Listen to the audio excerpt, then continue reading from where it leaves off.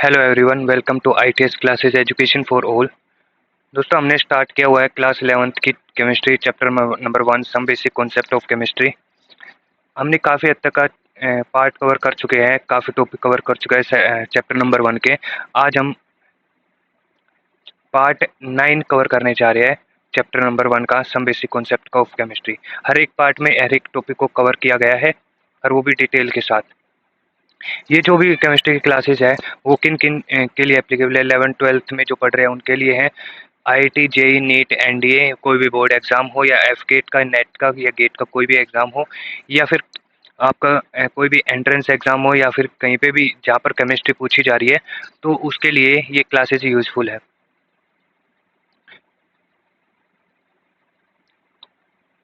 हमने पिछले सेक्शन में एवरेज एटॉमिक मास या रिलेटिव एटॉमिक मास के बारे में पढ़ा था। आज के सेक्शन में हम क्या पढ़ने जा रहे हैं, कुछ और टॉपिक पढ़ने जा रहे हैं। देखो, वन बाय वन डिस्कस करते हैं इसके बारे में।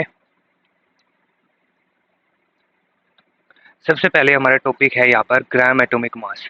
देखो, एक तरीके से ये है तो क्या है, एक एटॉमिक मास ही है। अगर हम एटॉमिक मास को किस में मेजर करें, ग्राम में मेजर करें, तो वो हमारे पास क्या आ जाता है, ग्राम एटॉमिक मास आ जाता है। ठीक है, तो atomic mass of element expressed in या फिर मेजर इन ग्राम्स।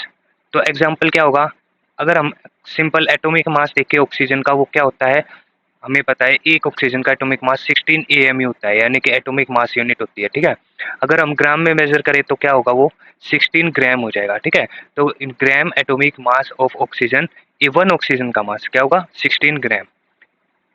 आगे बात करते हैं हम मोलिकुलर मासेस के बारे में। मोलिकुलर मास क्या होता है, देखो एटॉमिक मास के बारे में हमने पढ़ दिया। अब क्या है, एटम से क्या बनते हैं, हमारे पास मोलिक्यूल बनते हैं। ठीक है, तो molecular mass of a substance, मतलब कि कोई भी सब्सटेंस होगा उसका मोलिकुलर मास, वो सब्सटेंस है वो एलिमेंट भी हो सकता है और कंपाउंड भी हो सकता है। ठीक है, तो क्या होगा, number of times molecule heavier than 1 AMU। ठीक है, ये बोल रहा है कि भाई 1 AMU हमने क्या लिया, एक फिक्स कर लिया मास। ठीक है, कि भाई इतना AMU मास होना चाहिए, वो उसके कितने टाइम्स मल्टीपल है। ठीक है, तो कितने नंबर ऑफ टाइम वो मोलिक्यूल है वो हैवियर है, या फिर उसका मल्टीपल कितना है। ठीक है, वही हमारा क्या है, एक मोलिकुलर मास है। ठीक है, अब 1 AMU हमने पीछे पढ़ा था, 1 AMU क्या होता है, कार्बन मास होता है, जो कार्बन 12 आइसोटोप होता है एटम, उसके मास का 1/12, यानी कि मान लो कार्बन 12 का 12 मास है, उसको 1/12 करेंगे, उसको 12 से डिवाइड करेंगे, यानी कि 1/12 से मल्टीप्लाई करेंगे, तो हमारे पास क्या आ जाता है, 1 AMU आ जाता है। ठीक है, ये हमारी 1 AMU की डेफिनेशन थी। ठीक है, तो 1 AMU मैंने डायरेक्ट लिख दिया यहाँ पर। ठीक है, या फिर ये वाला लिख दो पूरा, कि भाई heavy molecule heavier than 1/12 mass of carbon 12 atom, या फिर 1 AMU लिख दो, बात एक ही है। ठीक है, मतलब कि मैंने क्या बोला कि भाई मोलिकुलर मास है उस सब्सटेंस का क्या होगा, वो क्या होगा, एक AMU से कितना टाइम्स हैवियर है, कितना मल्टीपल वो हैवियर है। ठीक है, वो हमारा क्या होगा, मोलिकुलर मास होगा। या फिर एक तरीके से और निकाल सकते हैं, एवरेज रिलेटिव मास। ठीक है, ऑफ मॉलिक्यूल, किसी भी मॉलिक्यूल का एवरेज रिलेटिव मास निकालते हैं, वो भी हमारा मॉलिक्यूलर मास ही होता है। कैसे, compared with atom of carbon 12 मास, मतलब कि कार्बन 12 का एटम है ना, कार्बन 12 है जिसका एटॉमिक मास क्या है, 12 है, इसको रेफरेंस मान के इसको कंपेयर करेंगे, तो हम औरों का क्या निकालेंगे, रिलेटिव एटॉमिक मास निकालते हैं ना, तो वो भी हमारा क्या आता है, एक मॉलिक्यूलर मास ही आता है। किसका, एक मॉलिक्यूल का। ठीक है, या फिर किसी भी सब्सटेंस का। तो एक ये दो सिंपल सिंपल डेफिनेशंस हैं। ठीक है, बाकी इनकी इतनी नीड तो पड़ती नहीं डेफिनेशन की, परंतु हमें क्या है, सीधा मोलिकुलर मास निकालना आना चाहिए। तो मैं दो एक एग्जांपल लेके दिखाता हूँ कि भाई एग्जांपल नंबर 1 लेते हैं, H2SO4। H2SO4 क्या है, एक मॉलिक्यूल है। ठीक है, अब इसका मोलिकुलर मास निकालना है। देखो हाइड्रोजन का, देखो एटम का मास तो आपको याद करना पड़ेगा। एक हाइड्रोजन का मास होता है 1, एक सल्फर का मास होता है 32, एक ऑक्सीजन का मास होता है 16। ठीक है, अब जितने दिए हुए ना, जैसे कि 2 हाइड्रोजन दिया और 4 यहाँ पर ऑक्सीजन और 1 यहाँ पर क्या है, सल्फर है, तो उसको उतने से ही मल्टीप्लाई कर दो। देखो जैसे क्या है, 2 हाइड्रोजन और यहाँ पर 1 सल्फर है और 4 ऑक्सीजन है। अब इसमें जो भी रिजल्ट आएगा ना उसको ऐड कर दो, जो भी रिजल्ट आएगा उसको ऐड कर दो, हमारे पास क्या आ जाएगा, टोटल मोलिकुलर मास आ जाएगा। तो इसका जो टोटल मोलिकुलर मास आ गया, तो हम किस, अगर यहाँ पर AMU लगाना चाहो AMU लगा लो, या फिर U लगाना चाहो U भी लगा सकते हैं। ठीक है, तो 98 आ जाएगा। ठीक है, इन सबको कैलकुलेट करके सम करेंगे तो 98 यू आ जाएगा, या फिर AMU। ठीक है, एक और करके देखते हैं ग्लूकोज का। जो हम ग्लूकोज पीते हैं भाई, है ना, गर्मियों में क्या पीते हैं, ग्लूकोज पीते हैं। ग्लूकोज का क्या होता है, एक फॉर्मूला होता है क्या, C6 H12O6, मतलब कि कार्बन यहाँ पर 6 है, हाइड्रोजन यहाँ पर क्या 12 है और ऑक्सीजन यहाँ पर 6 है। ठीक है, तो एक कार्बन का क्या होता है एटॉमिक मास, एक कार्बन का एटॉमिक मास क्या होता है 12। ठीक है, हाइड्रोजन का कितना होता है अभी अभी देखा था हमने 1, ऑक्सीजन का क्या होता है 16। ठीक है, अभी इसको क्या करते हैं, कार्बन कितने हैं यहाँ पर 6 तो मल्टीप्लाई बाय 6, हाइड्रोजन कितने हैं यहाँ पर 12 तो मल्टीप्लाई बाय 12 और ऑक्सीजन कितने हैं यहाँ पर 66। ठीक है, तो इसको कैलकुलेट करो, मल्टीप्लाई करके जो भी आंसर आए उनको क्या कर दो, ऐड कर दो, तो ये हमारे पास क्या आ जाएगा ग्लूकोज का एटॉमिक मास आ जाएगा, या फिर एमयू में लिखो या फिर यू में लिखो, बात एक ही है, तो 180 यू आ जाएगा। ठीक है, तो आगे बात करते हैं ग्राम एटॉमिक मास तो देख लिया, अब हम देखते हैं कि ग्राम मोलिकुलर मास क्या होता है। ये तो यू और एएमयू में देखा, अगर हम इन्हीं चीज़ों को क्या किस में लिखते हैं ग्राम में लिखते हैं, तो वो हमारे पास क्या होता है ग्राम मोलिकुलर मास होता है। ठीक है, जो कि मेजर किया गया है ग्राम्स में। एग्जाम्पल लेते हैं, जैसे H2O का ऊपर देखा था हमने क्या था 98 यू था, अगर हम ग्राम में लिखेंगे तो 98 ग्राम लिख देंगे, पीछे क्या लगा देंगे सिंपल जी लगा देंगे। आगे हमारे पास आता है फॉर्मूला मास। फॉर्मूला मास क्या होता है, ये एक तरीके का मोलिकुलर मास ही होता है, ये एक तरीके का क्या होता है मोलिकुलर मास ही होता है। अगर हम मोलिकुलर मास तो और कंपाउंड्स में देखेंगे, अगर हमें आयन के बारे में देखना पड़ जाए ना, तो मोलिकुलर मास को ही हम आयन की फॉर्म में क्या करते हैं फॉर्मूला मास बोलते हैं। ठीक है, या फिर इसका एक और नाम है ग्राम फॉर्मूला मास, यानी कि जो फॉर्मूला मास होगा अगर उसको ग्राम में देखेंगे ना तो वो क्या होगा ग्राम मोलिकुलर मास, या फिर 1 फॉर्मूला यूनिट। ठीक है, तो इसको एक और नाम दिया हुआ है फॉर्मूला मास को, क्या 1 फॉर्मूला यूनिट। ठीक है, अगर ये आ जाए तो ये भी पजल नहीं होना कि ये फॉर्मूला मास ही है। ठीक है, तो ये मैंने बता ही दिया कि भाई फॉर्मूला मास एक तरीके का मोलिकुलर मास ही होता है जब कोई भी कंपाउंड आयनिक की फॉर्म में हो। किसकी फॉर्म में हो, आयन की फॉर्म में। आयन कितने प्रकार के होते हैं, एक दो प्रकार के, पॉजिटिव आयन और नेगेटिव। पॉजिटिव को क्या बोलते हैं कैटायन और नेगेटिव को क्या बोलते हैं एनायन बोलते हैं। ठीक है, तो दो तरीके के चार्ज होते हैं पॉजिटिव नेगेटिव। एग्जांपल लेते हैं NaCl, KNO3, Na2CO3। ठीक है, तो एक एग्जांपल लेते हैं NaCl का, ये वाले आगे करके दिखाऊंगा जब हमारा ये क्वेश्चन आएंगे ना उसमें करके दिखाऊंगा इन दोनों का। अभी के लिए ये देखते हैं NaCl, Na positive, Cl negative.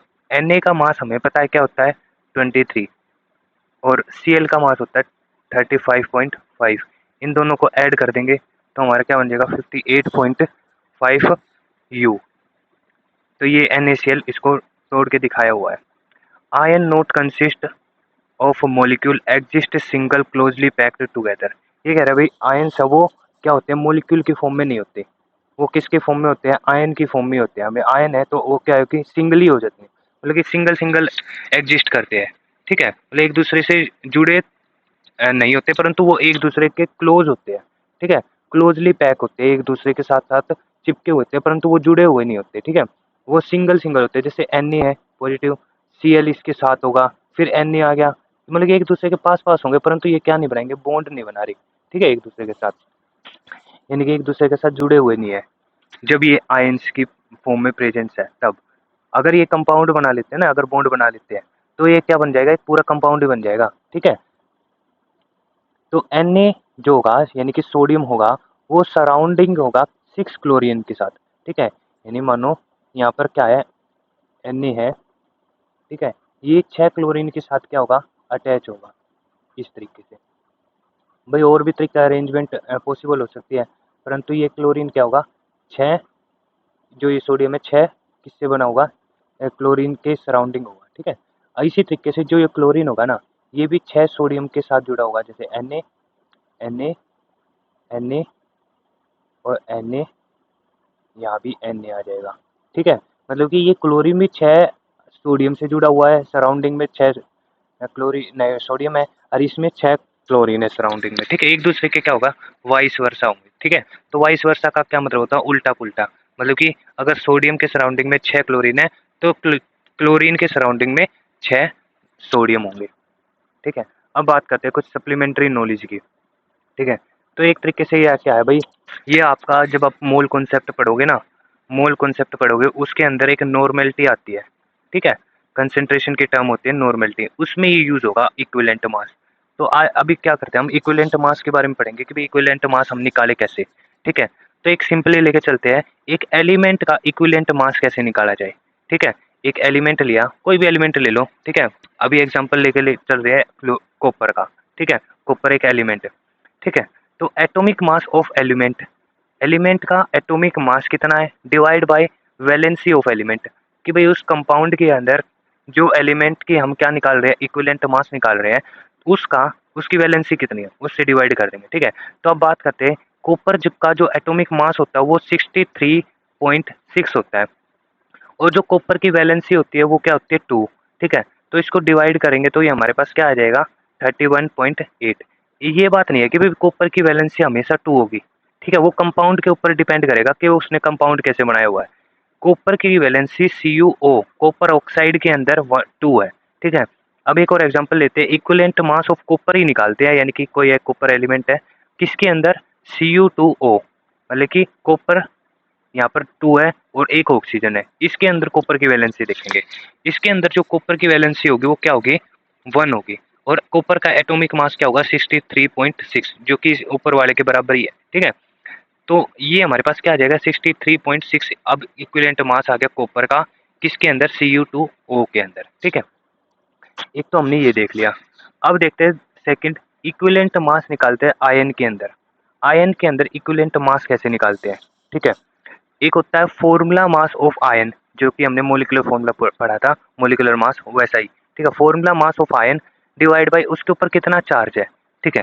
मान लो एक मैं क्या लेके चल रहा हूँ यहाँ पर, क्या लिया भाई इसने equivalent mass of CO3 2 negative ion, इसका निकालना है, ठीक है।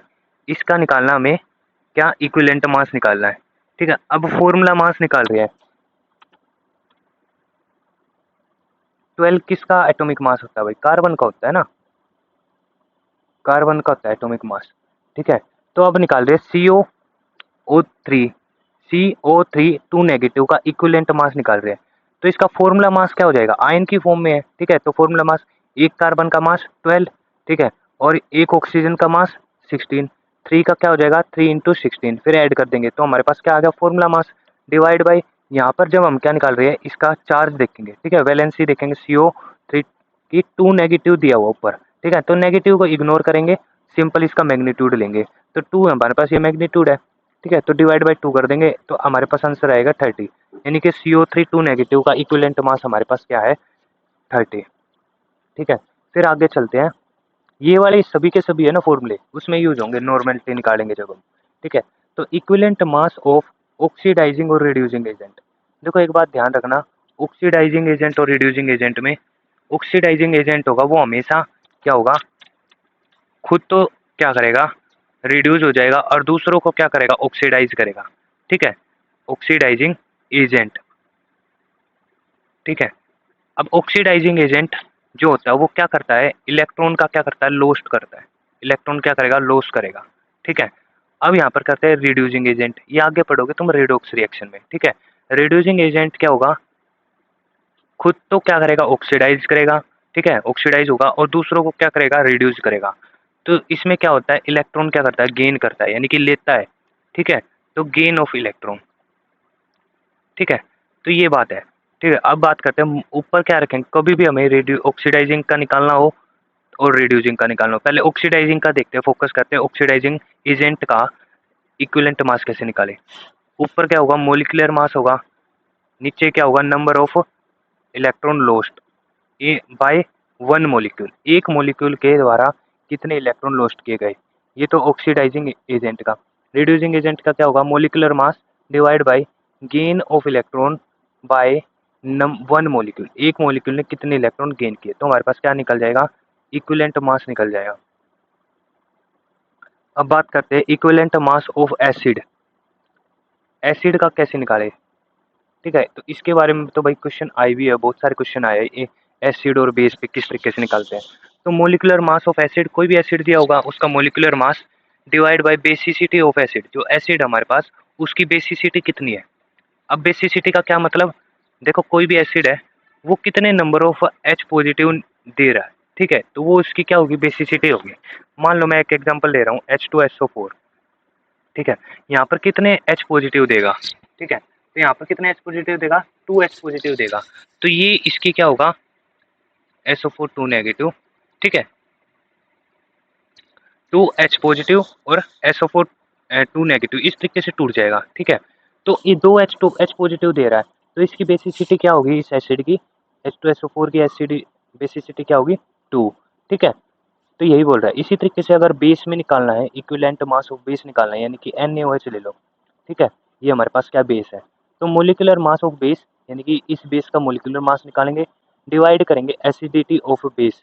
अब एसिडिटी ऑफ बेस मतलब बेस की एसिडिटी कितनी होगी, कि भाई कितने number of OH ion replace किए एक बेस मॉलिक्यूल ने, तो कितने करेगा Na positive OH negative, OH तो एक ही कर रहा है, तो इसकी एसिडिटी क्या होगी हमारे पास 1 आ गई, ठीक है। तो आज के लिए इतना रखते हैं। ये जो टॉपिक है इक्विवेलेंट मास का, वो बड़े अच्छे तरीके से देखना भाई, इनके सभी के सभी फॉर्मूले याद करना, क्योंकि नॉर्मेलिटी में है ना हम यहीं पे अटकते हैं, इक्विवेलेंट मास तक निकाल लेते हैं, फिर आगे क्वेश्चन में यहीं पर अड़ जा सकता है, ठीक है। एक हम कल क्या करेंगे, अगले लेक्चर में मोल कॉन्सेप्ट के बारे में पढ़ेंगे, ठीक है। मोल कॉन्सेप्ट होता है क्या, किस तरीके से निकाला जाए, ठीक है। उसके जो भी डाउट प्रॉब्लम होगी, क्वेश्चन होगी, तो वो सभी के सभी कवर करेंगे, ठीक है। तो आई होप आपको समझ में आया होगा कंप्लीट, ठीक है। ये छोटा सा सेशन आपको अच्छा लगा होगा, अगर अच्छा लगे तो चैनल को सब्सक्राइब कीजिए और लाइक कीजिए, शेयर कीजिए और पढ़ते रहिए।